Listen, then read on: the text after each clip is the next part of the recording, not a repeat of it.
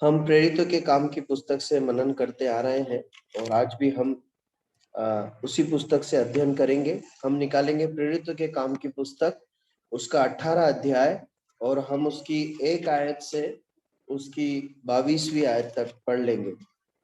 प्रेरितों के काम की पुस्तक, उसका 18 अध्याय, एक्स चैप्टर 18 वर्स 1 टू 22। एक से अधिक भाई लोग पढ़ने में मदद कर सकते हैं।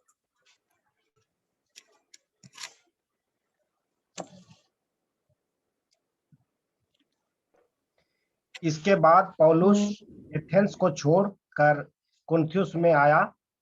वहां उसे एल्का नामक एक यहूदी मिला जिसका जन्म कुरिन्थुस में हुआ था। वह अपनी पत्नी प्रिस्किल्ला के साथ इटली में हाल ही में आया था, क्योंकि क्लौदियस ने सब यहूदियों को रोम से निकल जाने की आज्ञा दी थी, इसलिए वह उनके यहाँ गया। उसका और उनका एक ही उद्यम था, इसलिए वह उनके साथ रहा और वे काम करने लगे। और उनका उद्यम तंबू बनाने का था। वह हर एक शब्द के दिन आराधनालय में वाद विवाद करके यहूदियों और यूनानियों को भी समझाता था। जब शिलास और तीमुथियुस मकदूनिया से आए तो पौलुस वचन सुनाने की धुन में यहूदियों को गवाही देने लगा कि यीशु ही मसीह है। परंतु जब वे विरोध और निंदा करने लगे तो उसने अपने कपड़े झाड़कर उनसे कहा, तुम्हारा लहू तुम्हारी ही गर्दन पर रहे। मैं निर्दोष हूँ। अब मैं अन्य जातियों के पास जाऊंगा। वहां से चलकर वह तीतुस स्थुनुस नामक परमेश्वर के एक भक्त के घर में आया, जिसका घर आराधनालय से लगा हुआ था।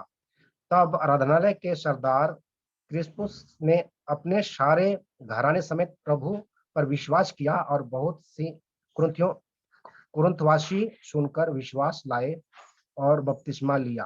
प्रभु ने एक रात दर्शन के द्वारा पौलुस से कहा, मत डर, वरन जो कहे जा और चुप मत रहा, क्योंकि मैं तेरे साथ हूँ और कोई तुझ पर चढ़ाई करके तेरी हानि ना करेगा, क्योंकि इस नगर में मेरे बहुत से लोग हैं। इसलिए वह उनमें परमेश्वर का वचन सिखाते हुए 1.5 वर्ष तक रहा।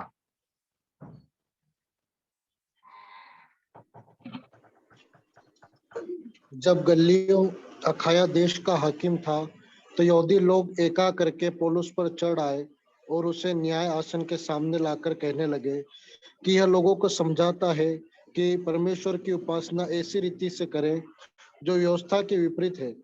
जब पौलुस बोलने पर था तो गल्लियो ने यहूदियों से कहा, हे यहूदियों, यदि यह कुछ अन्याय या दुष्टता की बात होती तो उचित था कि मैं तुम्हारी सुनता, परंतु यदि यह वाद विवाद शब्दों और नामों और तुम्हारे यहाँ की व्यवस्था के विषय में है तो तुम ही जानो, क्योंकि मैं इन बातों का न्यायी बनना नहीं चाहता।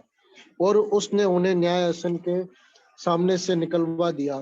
तब सब लोगों ने आराधनालय के सरदार सोस्थिनेस को पकड़ के न्याय आसन के सामने मारा, परंतु गल्लियो ने इन बातों की कुछ भी चिंता नहीं की।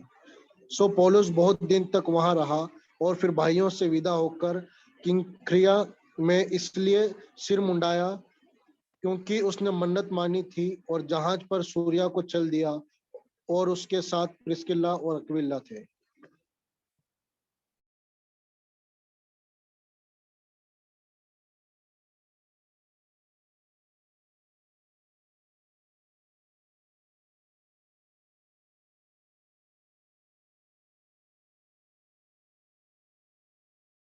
ट्वेंटी टू 22 तक पढ़ना है।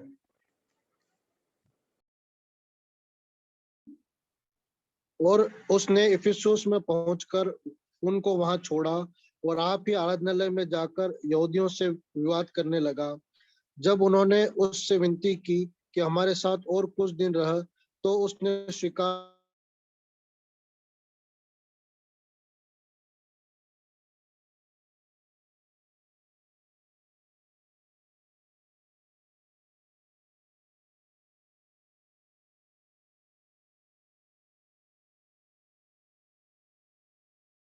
के अंत्य में आया। परमेश्वर अपने वचन के पढ़े और सुने जाने पर आशीष दे और इस पर मनन करने के लिए अपने आत्मा द्वारा हमारी सहायता करे। जब 18 अध्याय की 22वीं आयत में आते हैं तो पौलुस की जो दूसरी मिशनरी यात्रा है वो समाप्त हो जाती है, इसलिए हमने 22वीं आयत तक पढ़ा है। तो आज जब हम इस अध्ययन को मनन को खत्म करेंगे तो प्रभु ने चाहा तो ये जो 22वीं आयत है इसमें ये यात्रा पूरी होती है और हम इस यात्रा के पूरे होने तक का मनन करेंगे। ठीक है, अब हम भाग को शुरू करते हैं। 18 अध्याय और उसकी पहली आयत, वहां पर इस प्रकार लिखा है, उसके बाद पौलुस अथेने को छोड़कर कुरिन्थुस में आया। देखिए, मैं आपसे एक निवेदन करना चाहता हूं कि जब आज और आगे को भी जब आपसे जो भी वचन बांटते हैं, जब आपसे इंटरेक्शन करते हैं, कुछ पूछते हैं या पढ़ने के लिए बोलते हैं, तो आप तत्परता से जवाब दें ताकि मनन बहुत अर्थपूर्ण हो सके और समय जाया ना हो। ठीक है, तो आज और आगे को इस बात का ध्यान रखें। अब यहाँ पर लिखा है कि पौलुस अथेने को छोड़कर कुरिन्थुस में आया। अथेने में क्या क्या हुआ ये हमने मनन किया, ये देखने का भी समय नहीं है, लेकिन अब वो एक नए शहर में आ गया। अब मेरा प्रश्न ये है कि वो अथेने से कुरिन्थुस शहर में क्यों आया? क्या कोई कारण समझ में आता है? नहीं। जब मैं इस भाग पर मनन कर रहा था तो यहाँ पर कोई कारण नहीं दिया है कि क्यों पौलुस जो है वो अथेने को छोड़कर कुरिन्थियुस शहर में आया। अगर कोई कारण नहीं दिया है तो ऐसा समझ में आता है कि इसलिए कि पौलुस एक मिशनरी यात्रा पर है, वो यात्राएं कर रहा है एक शहर से दूसरी ओर। तो निश्चय प्रभु के आत्मा ने उसे इस प्रकार लीड किया होगा कि वो जो है अथेने को अब छोड़े, वहां जो सेवकाई हुई है उससे आगे बढ़ते हुए कुरिन्थियुस शहर में आए। लेकिन इसके पीछे जब अलग अलग शहरों में हम देखते हैं पौलुस गया, एक शहर को छोड़कर दूसरे शहर में। इससे पहले वो बीरिया में था, है ना, बीरिया से पहले दूसरे शहर में था। तो हम अलग अलग कारणों को देखते हैं कि उसने एक शहर क्यों छोड़ा, दूसरा शहर क्यों छोड़ा। आपको कुछ कारण याद आते हैं क्या? क्या हर बार ऐसा ही हुआ है क्या कि परमेश्वर के आत्मा ने उससे बोला ये जगह छोड़कर आगे चले जाओ, या कुछ और कारण है रहे हैं? मैं आपसे उत्तर चाहता हूँ, आप बताइए कि कुछ कारण जो आपको ध्यान हो जिससे वो एक शहर को छोड़कर दूसरे शहर में आया, बताइए। सताव एक कारण था। सताव एक कारण था।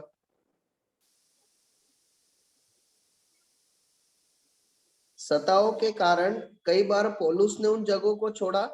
और अगर आप बहुत मनन करने के उद्देश्य से इस भाग को ढूंढने की कोशिश करेंगे ना, तो बहुत ही रोमांचित करने वाले आंसर्स आपको मिलेंगे। जैसे कि भाइयों ने विदा करा, मतलब आप समझ रहे हैं पौलुस शायद जाना नहीं चाहता होगा, पर भाइयों ने रातों रात उसे विदा करा। जैसे कि हम बीरिया में देखते हैं, बीरिया में जो है रातों रात पौलुस को विदा करा। और इसके और पीछे की ओर जाओगे तो हमें मिलेगा कि एक बार तो शहपना से टोकरे में बिठाकर उतारा, है ना, एक बार पत्थरवाह कर दिया। ठीक है, तो अभी दूसरी मिशनरी यात्रा तक हम आ गए हैं। तो अलग अलग कारणों से हम देखते हैं कि पौलुस एक शहर से दूसरी शहर की ओर जाता था। कई बार सताव होता था, कई बार मार खाई इसलिए जाना पड़ा, कई बार मार खाने से बचने के लिए खुद गया, कई बार भाइयों ने फोर्स किया, इंसिस्ट किया कि भैया आप सुरक्षित यही रहेगा कि अच्छा ही होगा कि आप निकल जाओ। इस प्रकार पौलुस एक स्थान से दूसरे स्थान पर पहुंचता था। तो वो अथेने से कुरिन्थुस शहर में आया। देखिए, जब पौलुस के इस मिशनरी यात्रा का वर्णन हम पढ़ रहे हैं या जब इस पर मनन कर रहे हैं, तो एक बात जो हमें समझ में आती है कि यदि हमारे जीवन का उद्देश्य परमेश्वर के लिए जीना है ना, तो हमारे जीवन के उतार चढ़ाव सब मिलकर हमें परमेश्वर के राज्य के लिए तैयार करते हैं। आप समझ रहे हैं? मैं वापस दोहराता हूं, यदि आप और मैं परमेश्वर के उद्देश्यों को अपने जीवन में पूरा करने के लिए जी रहे हैं, एक सच्चे मसीह बनने के लिए समर्पित जीवन जी रहे हैं, आप चाहते हैं कि मैं, मेरा परिवार परमेश्वर की सेवा करें, तो पहली एक बात तो ये है कि चीजें हमेशा हमेशा सामान्य या अच्छी अच्छी नहीं होगी, अच्छी भी रहेगी, बुरी भी रहेगी। हमारे जीवन में उतार भी आएंगे और चढ़ाव भी आएंगे, लेकिन ये सारी परिस्थितियां मिलकर अंततः हमें परमेश्वर के राज्य में सेवा करने के लिए तैयार करती है, या हमें ऐसे एक पात्र के रूप में गढ़ती है कि हम परमेश्वर की सेवा परमेश्वर के हाथों में होकर कर सके। आप समझ रहे हैं?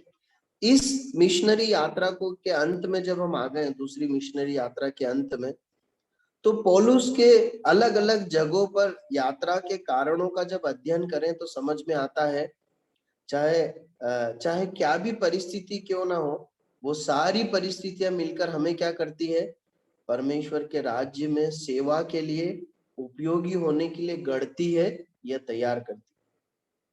अब एक ध्यान दीजिएगा, ये जो सिद्धांत है ना, या ये जो सच्चाई है, ये उन लोगों के जीवन पर फिट होती है जो अपने जीवन को परमेश्वर के लिए जीने के लिए साधते हैं या समर्पित करते हैं।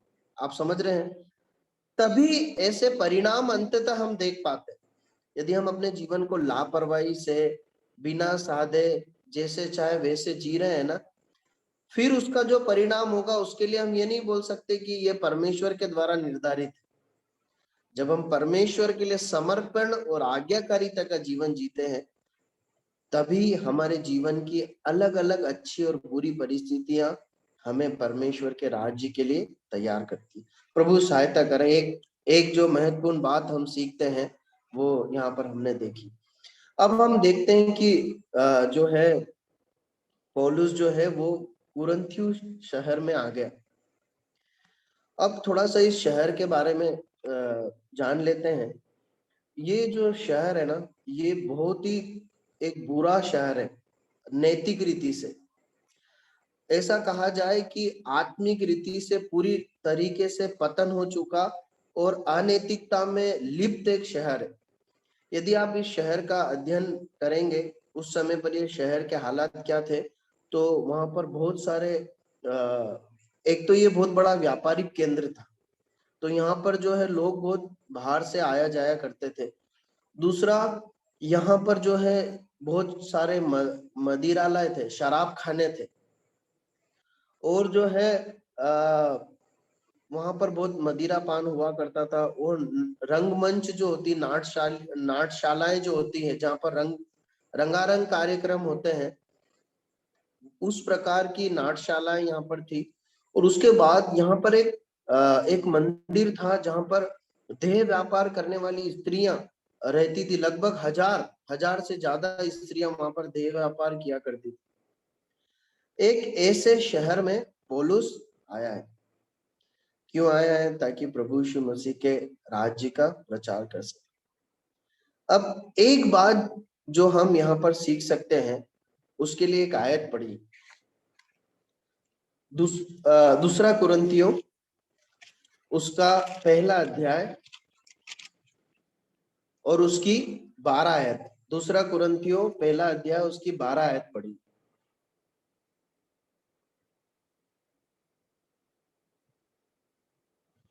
क्योंकि हम अपने विवेक की इस गवाही पर घमंड करते हैं कि जगत में और विशेष करके तुम्हारे बीच हमारा चरित्र परमेश्वर की योग्य ऐसी पवित्रता और सच्चाई सहित था, जो शारीरिक ज्ञान से नहीं परंतु परमेश्वर के अनुग्रह के साथ था। अब देखिए, अभी मैंने आपको बताया कि कुरिन्थियुस शहर कैसा था, और उस शहर में पौलुस ने और उसके साथियों ने कैसा जीवन जिया, उसको हमने अभी पढ़ा है। एक ऐसा शहर जो पूरी रीति से अनैतिकता और पाप में लिप्त था, वहां पर पौलुस और उसके साथियों ने परमेश्वर की दृष्टि में पूर्ण पवित्रता और भक्ति के साथ जीवन जिया। प्रियो, एक बात जो यहाँ पर हम सीख सकते हैं, मालूम है वो क्या है? परमेश्वर ने आज हमें इस धरती पर जहां रखा है ना, जिस भी नौकरी में, जिस भी पढ़ाई में, जहां भी जिस माहौल में रखा है, वहां पर पाप करने के अनेक प्रलोभन हैं और हमेशा रहेंगे। परमेश्वर ने हमें ऐसी जगह पर रखा है जहां पाप करने के अवसर, लालसाएं सब आएगी, भारी रूप से भी आएगी, और हमारा शरीर भी जो पाप से ग्रसित एक शरीर है, इसमें भी पाप करने की इच्छा होगी। लेकिन पौलुस के जीवन हमें सिखाता है कि उन्हीं परिस्थितियों में, हालातों में रहकर हमें पवित्र जीवन जीना है, प्रभु की भक्ति करना है और विजयी जीवन जीना है। देखिए, वो मैं जब इस बात पर मनन कर रहा था, मुझे बहुत प्रोत्साहन मिला। वो ऐसे शहर में रहे, वो जब शहर में घूमते आते जाते होंगे तो शराब खाने उनके सामने आते होंगे और शराबी लोग आते होंगे, और नाट्यशालाओं का वर्णन भी वो सुनते होंगे, और जो है देह व्यापार करने वाली जो स्त्रियां हैं, क्या बोलते, वो उनकी उनकी जानकारी में ये बात रही होगी कि ये सब चीजें भी यहाँ पर है। लेकिन वो क्यों आए थे? वो आए थे ताकि प्रभु यीशु मसीह के नाम का प्रचार करें, प्रभु यीशु मसीह की सेवा, उसके उद्धार का वचन बांटने के लिए निकले थे, और उन्होंने वो काम पूरा किया। क्या परिणाम हुआ? कुरिन्थियुस की कलीसिया का निर्माण हुआ, है ना। हम पहला कुरिन्थियों, दूसरा कुरिन्थियों पढ़ते हैं। इस भाग में भी हमने पढ़ा कितने ही लोगों ने प्रभु यीशु मसीह पर विश्वास किया और बपतिस्मा लिया। प्रियो, आज मैं आपको बता दूं कि हम ऐसी जगहों पर रखे गए हैं जहां पाप करने के बहुत आसान अवसर है, पर ये याद रखना कि हम वहां पर पाप करने के लिए नहीं, पर उन्हीं हालातों में लोगों को पाप से निकालने के लिए, प्रभु यीशु मसीह के उद्धार और अनंत जीवन का मार्ग बताने के लिए रखे गए। देखिए, सभी के, हम सबके प्रोत्साहन के लिए एक आयत को पढ़िए, मत्ती रचित सुसमाचार उसका 5 अध्याय और 14 आयत पढ़िए। मत्ती 5 और 14।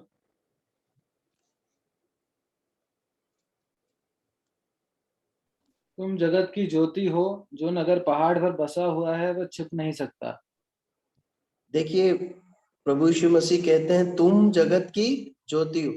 अगर इस भाग को शुरू से आप पढ़ेंगे ना, एक आयत से, तो वहां लिखा है कि प्रभु यीशु मसीह पहाड़ पर चढ़ गए और उनके चेले उनके पास आकर बैठ गए, और वो उनसे बातें करने लगा, उन्हें सिखाने लगा। क्या सिखा रहा है? जगत की ज्योति मैं नहीं हूँ, मैं हूँ। प्रभु यीशु मसीह ने ऐसा बोला, लेकिन प्रभु यीशु मसीह कहते हैं तुम जगत की ज्योति हो। एक और आयत पढ़िए, इसके ऊपर की आयत पढ़िए भाई, 13 आयत। तुम पृथ्वी के नमक हो, परंतु यदि नमक का स्वाद बिगड़ जाए तो वह फिर किस वस्तु से नमकीन किया जाएगा? फिर वह किसी काम का नहीं, केवल इसके कि बाहर फेंका जाए और मनुष्यों के पैरों तले रौंदा जाए। देखिए, ये जीवन जीने की चुनौती परमेश्वर का वचन आपको और मुझे देता है। क्या? कि इस अंधकार भरे संसार में आप और मैं कौन है मालूम है? ज्योति है। प्रभु यीशु मसीह ने ज्योति ठहरा कर रखा है। आप और मैं क्या है पता है? नमक है। नमक का कोई अल्टरनेट है क्या? नहीं है। मतलब अगर कोई उम्मीद है स्वाद की तो नमक से है, अगर नमक नहीं है तो कोई ऑप्शन नहीं है। इसका मतलब जहां पर भी परमेश्वर ने आपको और मुझे आज यहाँ पर रखा है ना, तो यदि पवित्र जीवन जीने की उम्मीद है, लोगों को तक सुसमाचार पहुंचने की उम्मीद है, तो वो किससे है? आपके और मुझसे है। पौलुस और तीमुथियुस और सिलास जब कुरिन्थ शहर में गए, तो ऐसा नहीं हुआ कि बहुत ज्यादा प्रलोभन थे तो उन्होंने भी सब कुछ, सेवा खत्म हो गई और वो पाप में जीने लग गए, ऐसा नहीं।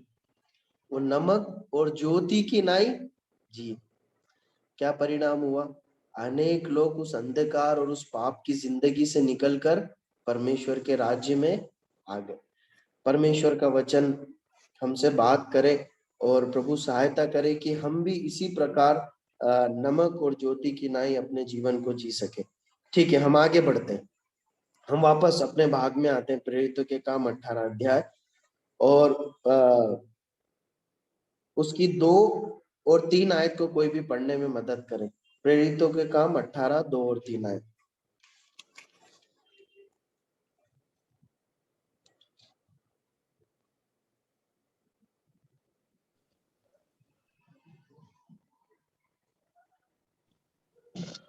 और वहां अकलवा नाम एक यहूदी मिला जिसका नाम प्रतितुस था और उसकी पत्नी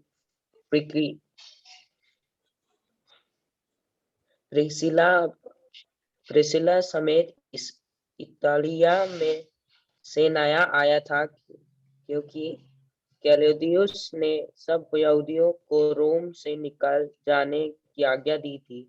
सो वह उनके यहाँ गया और उसका और उनका एक ही उद्यम था, इसलिए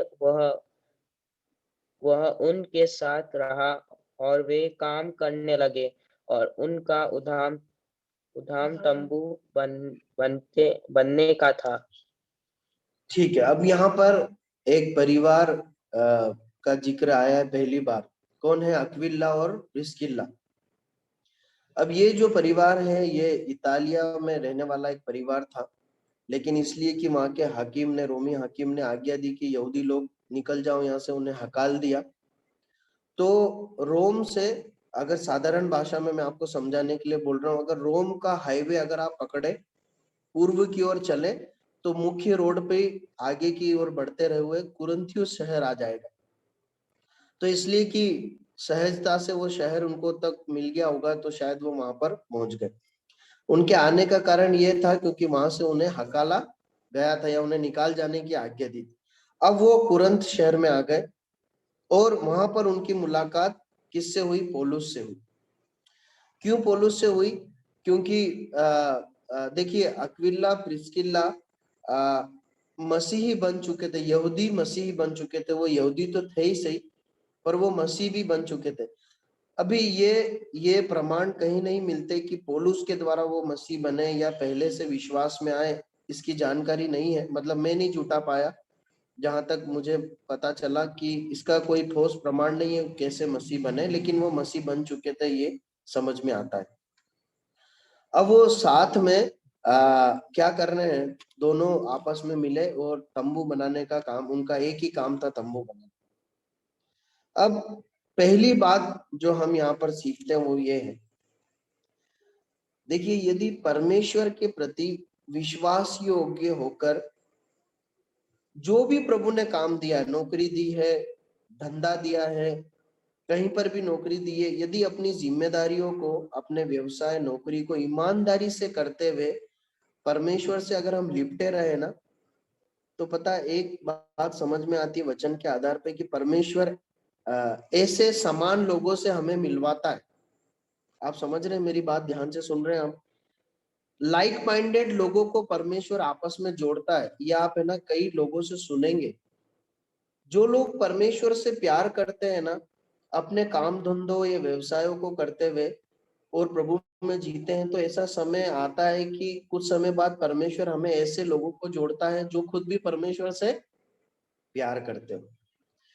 तो हमारा कर्तव्य है कि जो कुछ प्रभु ने हमें सौंपा है, नौकरी दी है या कुछ बिजनेस दिया है, ईमानदारी से करें, मन लगाकर परिश्रम करें और प्रभु से प्यार करते हुए करें। क्यों ऐसा है? क्योंकि यदि आप प्रिस्किल्ला और अक्विला और प्रिस्किल्ला की जो है आगे की बातों को भी पढ़ेंगे ना, उनके जीवन का अध्ययन करेंगे, तो आपको समझ में आएगा कि यदि हम विश्वास योग्यता के साथ हम अपना जीवन जिए, चाहे नौकरी करते हो, प्रभु अपनी सेवा में बहुत अर्थपूर्ण तरीके से हमें उपयोग में लेता है, अपने राज्य में उपयोग में लेता है। ठीक है, हम आगे बढ़ते हैं। अगली बात, अब देखिए यहाँ पर लिखा है वो दोनों तंबू बनाने लगे क्योंकि उनका एक ही उद्यम था, मतलब एक ही बिजनेस था। तो पौलुस क्या करने आया है यहाँ पर? पौलुस यहाँ क्या कर रहा है?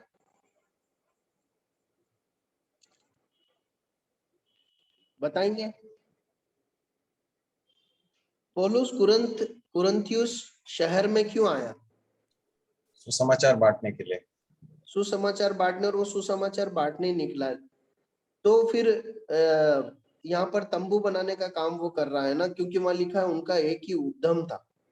तो ये तंबू बनाने का काम उसने कब सीखा पौलुस ने? कुछ आइडिया है क्या आपको? देखिए मुझे ऐसा लगता है कि हम सब ने ऐसा पढ़ा है कि पौलुस ने गमलीएल के चरणों पर बैठकर व्यवस्था को बहुत अच्छे से सीखा है। लेकिन यदि आप यहूदी परिवारों का अध्ययन करें, जो यहूदी परिवार होते थे, तो उसमें ऐसी रीत होती थी कि जो यहूदी परिवार के घर के मुखिया होते थे, उनका जो भी धंधा व्यवसाय हुआ करता था वो अपने आने वाली पीढ़ियों को भी सिखाते थे।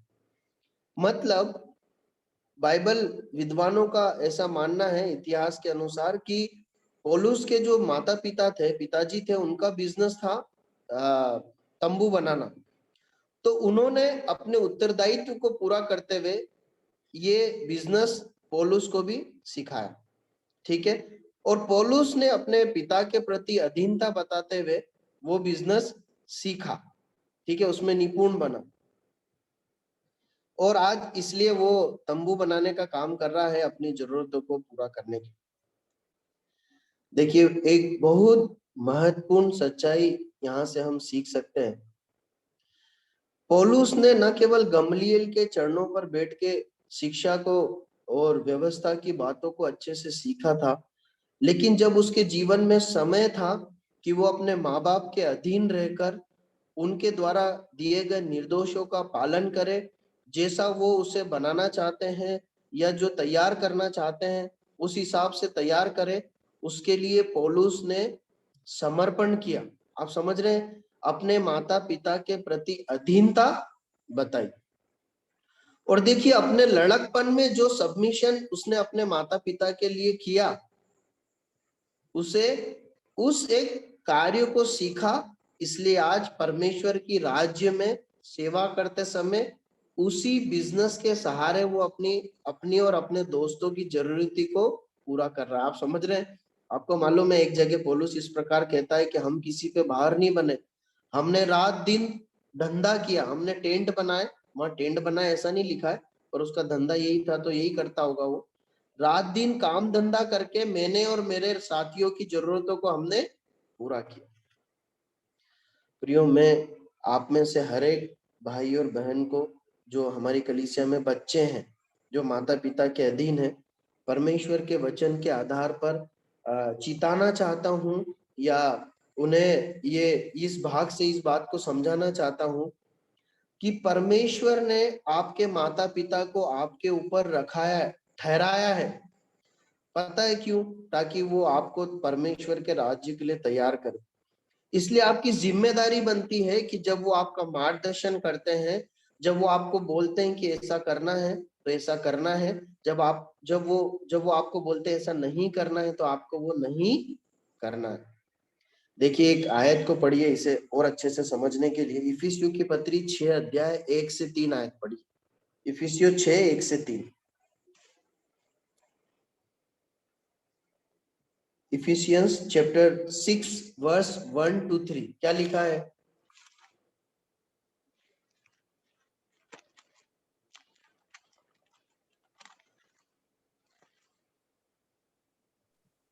हे बालकों, प्रभु में अपने माता पिता के आज्ञाकारी बनो, क्योंकि यह उचित है।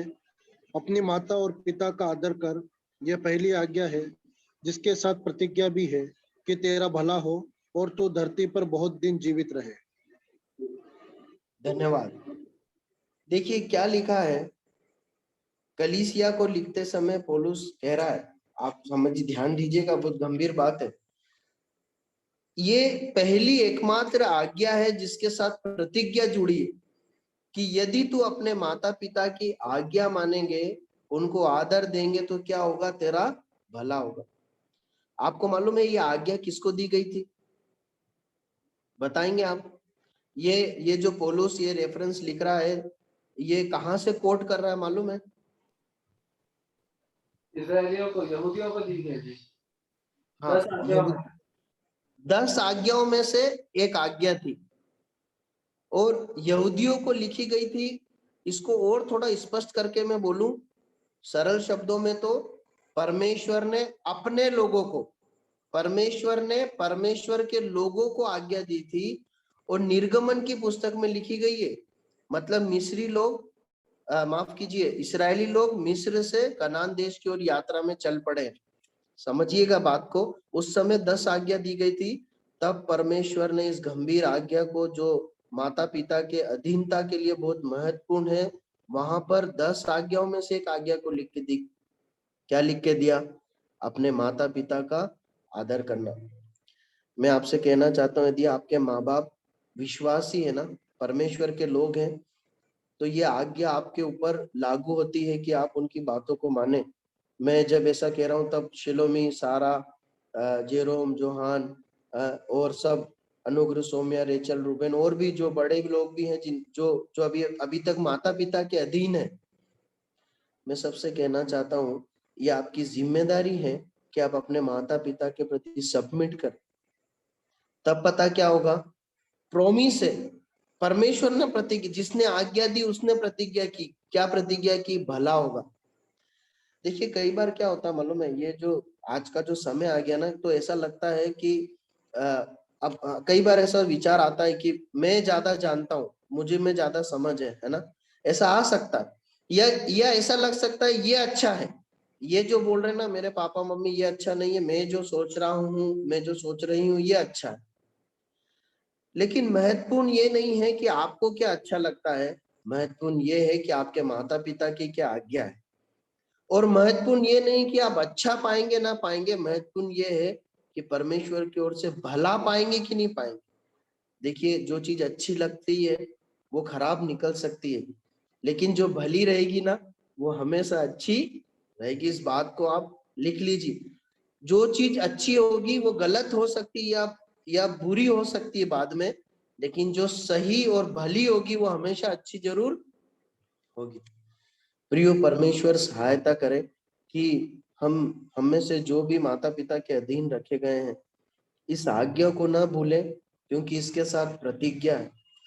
आप बाइबल को उठा के देख लीजिए, या परमेश्वर के भक्तों की गवाहियों को देख लीजिए जो आज जीवित हैं, जिन्होंने अपने माता पिता के प्रति सबमिट किया है ना, परमेश्वर ने उनके जीवन में इस प्रतिज्ञा को पूरा किया। प्रभु सहायता करे इसे समझने और इसके अनुसार करने के लिए मदद करें। हम देखते हैं प्रेरितों के काम की पुस्तक में लौट कर आते हैं। पौलुस के एक ऐसे हिस्से को हमने देखा अभी, जो उसने ऐसे समय में गुजारा जब प्रभु को नहीं जानता था, लेकिन वो यहूदी था। उसने अपने माता पिता के प्रति अधीनता दिखाई। आज वो अधीनता के द्वारा सीखा गया टैलेंट उसे परमेश्वर के राज्य की सेवा में उपयोगी बना रहा है। वो अपने जीविका का पेट भर के खाना खा पा रहा है और अपने दोस्तों की भी जरूरतों को पूरा कर पा रहा है। ठीक है, अब हम आगे बढ़ते हैं। 4 और 5 आयत को पढ़िए, क्या लिखा है? प्रेरितों के काम 18 अध्याय 4 और 5 आयत। और वह हर एक सप्ताह के दिन आराधनालय में वाद विवाद करके यहूदियों और यूनानियों को भी समझाता था। जब सिलास और तीमुथियुस मकदूनिया से आए तो पौलुस वचन सुनाने की धुन में लगकर यहूदियों को गवाही देता था कि यीशु ही मसीह है। हाँ जी, अब देखिए, अब थोड़ा सा और अटेंशन मुझे आपसे चाहिए, ताकि आप जो हम चीज को सीखना चाह रहे हैं या मैं आपको कम्युनिकेट करना चाह रहा हूँ वो आप तक पहुंचे। कुछ एक से अधिक चीजें हैं, एक एक करके देखेंगे। 5 आयत में लिखा है, जब सिलास और तीमुथियुस मकिदुनिया से आए। ठीक है, तो अब थोड़ा सा दिमाग दौड़ाना पड़ेगा। आप मुझे बताइए कि ये कहां पर अलग हुए थे? पौलुस ने सिलास और तीमुथियुस को कहां छोड़ा था, बताएंगे? बीरिया में छोड़ दिया था। ठीक है, सब ध्यान दीजिएगा, है ना? बीरिया में छोड़ दिया था। ठीक है, बीरिया में छोड़कर पौलुस कहाँ गया था? अथेने में आ गया था। ठीक है, फिर पौलुस ने उनको मैसेज पहुंचवाया था। ठीक है, इन दोनों के पास अथेने से मैसेज पहुंचाया था कि आकर मुझसे मिलो। ठीक है, सही है। लेकिन पौलुस अथेने छोड़कर कहाँ गया? अभी कहाँ है? कुरिन्थिस। कुरिन्थुस में।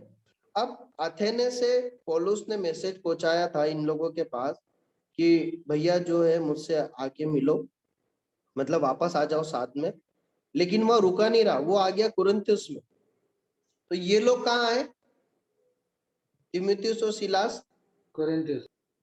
कुरिन्थुस में। अब देखिए, अब थोड़ा इस बात को, थोड़ा उस माहौल में जाकर इस बात को सोचते हैं, है ना। उस समय मोबाइल थे क्या? मोबाइल नहीं थे। टेलीफोन संचार का कोई माध्यम नहीं था। तो एक दूसरे को जब संदेश भेजना होता तो दो रास्ते थे, चिट्ठी लिखी जाए, एक आदमी चिट्ठी ले जाए, या फिर उस एक आदमी को बोल दिया जाए कि भैया वहां जाकर बोल देना। तो ये कैसे हुआ होगा? ये ऐसे हुआ होगा कि एथेने में जो भाई लोग थे उनको पौलुस ने बोला होगा कि बिरिया में उनको बोलना जाके कि मुझसे आके मिले, मतलब आ जाए, अब मैं इंतजार कर रहा हूँ एथेने में, तुम बिरिया से आ जाओ। तो किसी ने बोला होगा, कुछ समय लगा होगा वहां जाने में, फिर वहां पहुंचे होंगे, फिर इनको मैसेज दिया होगा कि वो पौलुस भैया ने बोला है आप उधर ही चलो, तो ये लोग गए होंगे। अब ये कहाँ पहुंचे होंगे? अथेने में। अब अथेने में पहुंचे होंगे तो पौलुस को ढूंढा होगा, तो भाइयों ने बताया होगा नहीं वो तो चले गए, वो कुरिन्थुस में चले गए। तो फिर ये कुरिन्थुस आए होंगे, है ना, और फिर ये इनकी मुलाकात होगी। मैं आपको ये सब क्यों बोल रहा हूँ? मैं आपको ये बताना चाह रहा हूँ कि आज जो संचार माध्यम है ना, ये जो कम्युनिकेशन करने के लिए जो सुविधाएं मिली है ना, इसे हम फॉर ग्रांटेड करके, या हाँ ठीक है मिल गई है ऐसे, ये जूम से अभी हम मीटिंग अटेंड कर रहे हैं ना, मैं अपने कमरे में अकेला बैठा हूँ, आप अपने अपने घरों में सुन रहे हैं, और ये सब जो मनन हम कर रहे हैं ना, इसे हम ऐसे ही नहीं ले सकते कि अरे हाँ ठीक है। बहुत धन्यवादित होना है इन संचार माध्यमों को लिए। ये जूम का जो माध्यम है, एक दूसरे से फोन कर पाते हैं हम, तुरंत कुछ भी बात होता है तो एक दूसरे को प्रार्थना के लिए बोल पाते हैं हम, बार बार मैसेज देखते हैं कि इसको ये हो गया, उसके लिए प्रार्थना करो, वो वहां जा रहे हैं, उसका अपडेट ये हुआ। प्रियो, हम इन सब के प्रति हमें बहुत धन्यवादित होना है, और हम अकाउंटेबल है। इन लोगों ने इतने अभाव में रहकर सेवा करी, कोई संचार के माध्यम नहीं, एक दूसरे को मैसेज पहुंचा रहे हैं, फिर आपस में मिल रहे हैं, सेवा कर रहे हैं, तंबू बना रहे हैं, प्रभु का काम कर रहे हैं। इनसे कितनी अधिक सुविधाएं मुझे और आपको मिली, है ना। हम इनसे अधिक, कितने अधिक जिम्मेदार हैं कि हम इन इन संसाधनों का उपयोग करके सेवा करें। मैं सोच रहा था, मान लीजिए पौलुस, तीमुथियुस, सिलास की जगह, मैं ऐसे कल्पना कर रहा था, हमारी कलीसिया के कुछ 2-4 भाई लोग हैं, तो मान लीजिए अथेने जाते हैं, तो अथेने जाते से क्या कर देते, एक मैसेज भेज देते, व्हाट्सअप कर देते कि भैया तुम इधर आ जाओ। वो लोग जब वहां से निकलते तो आते जाते रास्ते की भी फोटो भेजते रहते, रात हो जाती, पौलुस यहाँ से क्या खा रहा है उसकी फोटो भेज दी, वो वहां से क्या खा रहे हैं, आप समझ रहे हैं। उनके साथ ऐसा नहीं था। हम ये जीवन जी पा रहे हैं, लेकिन वो ऐसा जीवन नहीं जी। प्रियो, बहुत कीमत पुराने भक्तों ने, मसीहों ने चुकाई है। उन्होंने हर दिन भुगता है सीमित संसाधनों में, और बहुत ही कमी घटती में और परेशानियों में रहकर प्रभु की सेवा की, और हमारे लिए एक उदाहरण रखा है, हमारे लिए ये सब बातें सजोकर दिए। पौलुस एक जगह पर कहता है कि रात रात भर जागने में, कोड़े खाने में, भूखे रहने में, उपवास करने में, इन सब से मैं पीछे नहीं, इन सब से होकर मैं गुजरा हूँ। ये सब बातें, ये जो थेने का मैसेज और ये सब बताने का जो उद्देश्य था, ये था कि हम समझें कि जो कुछ प्रभु ने संसाधन हमें दिए, मोबाइल दिया, जूम दिया, जो कुछ दिया, हम लापरवाह ना रहे, सभा के समय पर सभा अटेंड करें, आलसी ना हो, और इन सब संसाधनों का परमेश्वर के राज्य के लिए उपयोग करें। इन सब संसाधनों में ऐसी चीजें हैं जहां हम पाप में भी, पाप मोबाइल से हम कई चीजें ऐसी कर सकते हैं जो अनैतिक है।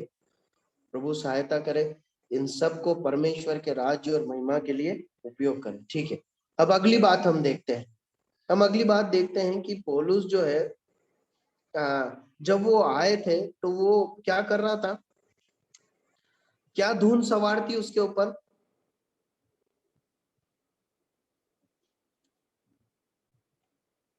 सुसमाचार सुनाने। हाँ, सीलास और तीमुथियुस जब आए तो बहुत ही मगन, उसके ऊपर जो धुन सवार थी वो थी सुसमाचार सुनाने। अब मैं आपसे पूछता हूं कि ऊपर की आयत में हमने पढ़ा पौलुस का धंधा क्या था?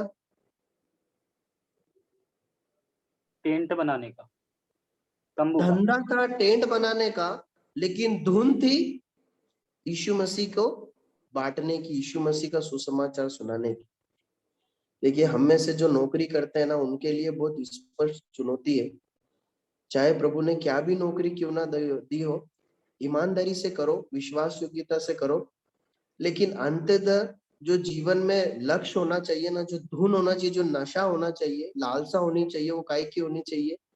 प्रभु यीशु मसीह के पीछे चलने की, उसकी सेवा करने की, उसका वचन बांटने की। पौलुस का धंधा टेंट बनाने का था। वो इस धुन में नहीं था कि कुछ बढ़िया सबसे उच्च क्वालिटी का टेंट बनाया जाए। देखिए, आप जहाँ नौकरी करते हैं, अच्छी बात है कि वहां उन्नति भी मिलती है, परमेश्वर अपने लोगों को बहुत ऊंचे पद पर उपलब्धियों को देता है, लेकिन अल्टीमेट हमारा जो अंततः गोल लक्ष्य ये नहीं होना चाहिए कि यदि मैं जो हूँ वहां स्टोर परचेस में काम करता हूँ तो मेरी इच्छा ये नहीं होनी चाहिए कि मैं बस सबसे हेड बनकर बैठ जाऊं। ये मेरा उद्देश्य, अंततः उद्देश्य नहीं होना चाहिए। मेरा उद्देश्य होना चाहिए कि मैं प्रभु के लिए नौकरी करते हुए, बिजनेस करते हुए, मेरा अंततः जो फाइनल गोल होना चाहिए, प्रभु मैं आपके लिए जी रहा हूँ, आपके राज्य और सेवा के लिए जी रहा हूँ। प्रभु सहायता करें।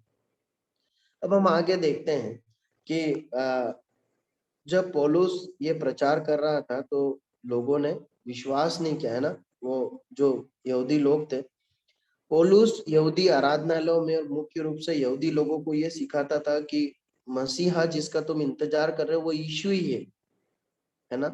तो वो लोग विश्वास नहीं करते थे, और इसलिए कि विश्वास नहीं करते, हम एक रिएक्शन देखते हैं पौलुस का। 6 आयत पढ़ी, 18 का 6,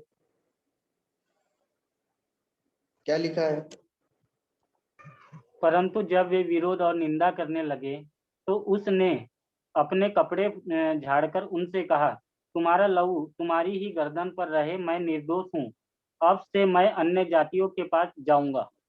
देखिए, ये इस प्रकार से नहीं है कि जब उन्होंने प्रभु यीशु मसीह के सुसमाचार को ग्रहण नहीं किया तो ये इस प्रकार से नहीं है कि पौलुस एकदम खिसिया गया और रूठ गया कि ठीक है भैया तुम जानो, तुम्हारा काम जाने, मैं जा रहा हूँ। वैसा नहीं है। थोड़ा इसको समझने की कोशिश करें। ये उस पर्टिकुलर समूह को के प्रति पौलुस बताना चाह रहा है कि मैं उस जिम्मेदारी से मुक्त हो गया हूँ। आपके प्रति जो मेरी जिम्मेदारी थी, उस समय पर, उस समूह की स्थान विशेष पर जो समूह है, यहूदी समूह, उसके प्रति पौलुस ने बताया कि अब मैं जिम्मेदारी से मुक्त हूँ। मैंने आपको सच्चाई बताई, आपने ग्रहण नहीं किया। मैं अन्य जातियों के पास जाता हूँ, वो अन्य जातियों के पास जाता है। लेकिन ठीक उसके बाद अब आगे अध्यायों में पढ़ोगे, वापस वो इफिसुस में जाकर यहूदी आराधनालय में ही प्रचार करता है। यहाँ पर इन लोगों को तो उसने बोला जिम्मेदारी से मुक्त हूँ, इन लोगों के लिए बोल दिया क्योंकि इन्होंने ग्रहण नहीं किया, लेकिन वापस वो बार बार आराधनालयों में यहूदी लोगों के पास जाता था। 2 बात सीखते हैं। पहली बात, जो लोग विश्वास नहीं करते उनके प्रति कूड़ने का या द्वेष की भावना नहीं रखना। जब हम किसी को सिखाते हैं, नहीं सीखते हैं, तो घृणा द्वेष नहीं रखना है। अपने कार्य को उनके समान अन्य लोगों में करते जाना, निराश नहीं होना, ईमानदारी से, नम्रता से करना। जो है मैं कुरिन्थियों का इन दिनों जो बाइबल पठन है उसमें कुरिन्थियों का भाग है, और वहां पर मुझे ध्यान आता है एक भाग जहां पर पौलुस ऐसा समझाता है कि हम नम्रता से उत्तर दें। मैं भूल रहा हूँ एक्चुअली वो एग्जैक्ट कहाँ पर है, माफ कीजिए, कुरिन्थियों में नहीं है, वो तीमुथियुस में है। मेरे ध्यान मनन में तीमुथियुस चल रहा है अभी, कुरिन्थियों बाइबल रीडिंग में चल रहा है। तो वहां पर पौलुस तीमुथियुस को सिखाता है कि नम्रता से उत्तर दो विरोधियों को, क्यों? क्या जाने परमेश्वर उन्हें मन फिराव का अवसर दे। तो जो लोग हमें धुतकारे तो भी उन्हें नम्रता से समझाना है, ये हमारा कर्तव्य। दूसरी एक चेतावनीपूर्ण बात पता है क्या है, जब मैं इस भाग को पढ़ रहा था, जो मुझे समझ में आई कि सबके लिए है ना, सबके ऊपर परिश्रम करने वाले लोग होते हैं, लेकिन उसका एक समय है। हर समय आपके पीछे पड़कर आपको कोई हर समय समझाते नहीं रहेगा। एक समय काल है, तब तक कोई आपको डिसाइपल करेगा या समझाएगा। एक समय के बाद अगर आप नहीं बढ़ेंगे, नहीं समर्पण करेंगे, तो हो सकता है भाई लोग आपको समझाना बंद तो नहीं करेंगे, लेकिन जो आपके लिए स्पेसिफिक परिश्रम है, हो सकता है वो कम हो जाए और वो लोग दूसरों लोगों पर परिश्रम करेंगे ताकि उनका भला हो। कहने का मतलब ये है कि जब परमेश्वर के भक्त लोग हमें तैयार करने के लिए मुझ पर, हम में से किसी पर भी परिश्रम करते हैं, हमारा कर्तव्य है कि हम सीखें और बदलें। क्यों? वरना ऐसा समय आ जाएगा कि हो सकता है वो हमारे निष्फलता के कारण हमसे थोड़ा सा हमें छोड़ दे और दूसरों को बढ़ाने के काम है। क्योंकि परमेश्वर का वचन ऐसा बताता है। हम एक बारी के विषय में पढ़ते हैं जहाँ मालिक ऐसा बोलता है कि मैं इतने वर्षों से फल देखने आ रहा हूँ, इसे काट दो, क्यों ये रोके हुए जमीन को। फिर हम पढ़ते हैं नीति वचन में कि हर बात का एक समय है, बोने का समय है, ठीक है, फिर फलने का समय है, और फिर जो बोया है उसको उखाड़ने का समय है। आप समझ रहे हैं? इसका मतलब ये बहुत गंभीर बात है कि हमारे ऊपर जो मसीही परिश्रम किया जा रहा है ना, हमें तैयार करने के लिए, इसका एक समय है। ये हर टाइम कोई हमें समझाता नहीं रहेगा। अब हमें बदलना है और हमें परमेश्वर के राज्य के लिए तैयार होना। आगे बढ़ते हैं हम। उसके बाद देखते हैं कि पौलुस अन्य जातियों की ओर मुड़ता है, और अन्य जातियों को मुड़कर वो जो है हमारा समय समाप्त हो गया। वो तीतुस यूस्तुस नाम के एक व्यक्ति के घर आता है। ये अन्य जाति एक व्यक्ति था जिसने यहूदी धर्म को ग्रहण कर लिया था, ठीक है, और बाद में ये मसीही बना, ठीक है, और उसका घर एक आराधनालय के पास था। और इसलिए कि उस घर में पौलुस रहा, वो आराधनालय के जो सरदार थे और उसके आसपास के रहने वाले कई लोग क्या हुए, प्रभु की सेवा में आ गए, मतलब विश्वास किया और बपतिस्मा ली। देखिए, यूस्तुस ने अपना घर पौलुस के लिए खोला, और पौलुस के लिए घर खोला तो उसके आसपास के लोग बहुत ही आशीषित हुए। और फिर हम एक दर्शन के विषय में पढ़ते हैं। पौलुस एक दर्शन देखता, परमेश्वर उसे दर्शन देता है क्या, कि तू मत डर, परंतु कहे कहे जा। हाँ, लिखा है कि 9 आयत में लिखा 9:10, और प्रभु ने रात को दर्शन द्वारा पौलुस से कहा, मत डर वरन कहे जा और चुप मत रह, क्योंकि मैं तेरे साथ हूँ, और कोई तुझ पर चढ़ाई करके तेरी हानि न करेगा, और इस नगर में मेरे बहुत से लोग हैं। परमेश्वर समय समय पर, हम पौलुस के जीवन में देखें तो परमेश्वर अपने लोगों को समय समय पर अपने वचन सुनाकर प्रोत्साहित करता है। आपको याद है वो वर्णन हम आगे वाले समय में अध्ययन करेंगे। पौलुस जहाज में, पौलुस बड़े गर्व से कहता है जो उस तूफान के बीच में, कि परमेश्वर जिसकी मैं सेवा करता हूँ उसने मुझसे इस बात को कहा है कि जहाज की हानि नहीं होगी, जान की हानि नहीं होगी, ठीक है, जहाज की होगी पर जान की नहीं होगी। प्रियो, बहुत जरूरी है कि आज हम परमेश्वर के वचन पर बैठकर समय समय पर परमेश्वर का दर्शन पाए। आज परमेश्वर स्वप्न में दर्शन नहीं देते, परमेश्वर बातें करते हैं, लेकिन इस प्रकार के व्यवहारिक अनुभव को अब नहीं देखा जाता कि परमेश्वर स्वप्न के द्वारा बातचीत कर, परमेश्वर अपने वचन के द्वारा बातचीत करते, हृदय में बात करते। अगर मसीह जीवन में प्रोत्साहन पाना है, आगे बढ़ना है, परमेश्वर के चरणों पर आकर वचन पढ़ने, उसकी वाणी सुनने, दर्शन पाने के लिए परिश्रम करना, अपने आप को देना है, तभी हम परमेश्वर से उत्साह पा पाएंगे। कई बार पता है विश्वासियों को बहुत बुझा हुआ और मरा हुआ जीवन, और ऐसे ऐसे ऐसे जीवन जीते हुए कई बार मैंने महसूस किया है कि अन्य जाति और उनमें कोई अंतर नहीं है। पता है कारण क्या? परमेश्वर के चरणों पर आकर बैठते नहीं है। इसलिए जो जीवन और रस, जो दर्शन मिलना चाहिए ना, ये जो प्रोत्साहन पौलुस के जीवन में हम देखते हैं, ये हमें कई बार मिल नहीं पाता। प्रभु सहायता करे, हमारा समय समाप्त हो गया, हम यही समाप्त करेंगे। आने वाले समय में परमेश्वर के दास लोग आगे सिखाएंगे। परमेश्वर अपने वचन को पढ़े जाने पर आशीष दे और इसके अनुसार करने के लिए मदद करे। कोई भी भाई प्रार्थना करे और इस सभा को समाप्त